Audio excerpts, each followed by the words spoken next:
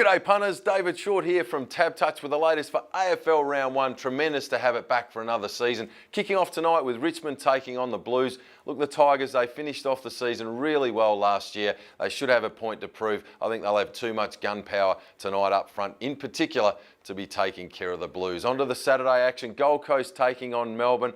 Gary Ablett, he potentially be playing up front. I think he'll kick a bag in this game, and I think the Suns will have far too much power for the Ds. Sydney taking on Essendon. What a massive week it's been for Essendon. Obviously that bombshell hitting.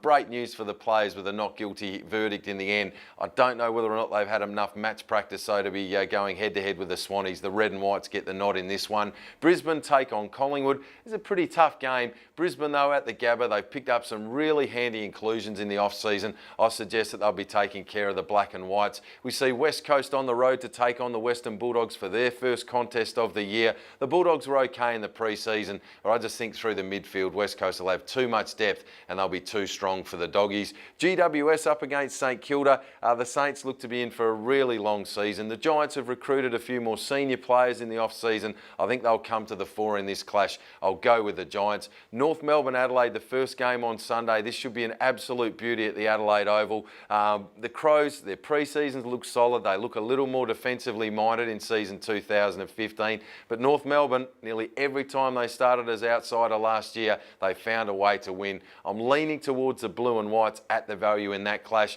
Then on to the big one here at Domain Stadium. Fremantle head-to-head with Port Adelaide. Port, of course, came to town last year in the finals and knocked off Fremantle. Freo, I'm sure, wouldn't have been happy with that result. Their off-season's been pretty solid. There's a great chance for Freo to get their season off to a flyer. It's almost a flip of the coin job, but I'll stick with Freo with a home ground advantage. And on Monday, to round it out, Hawthorn taking on Geelong.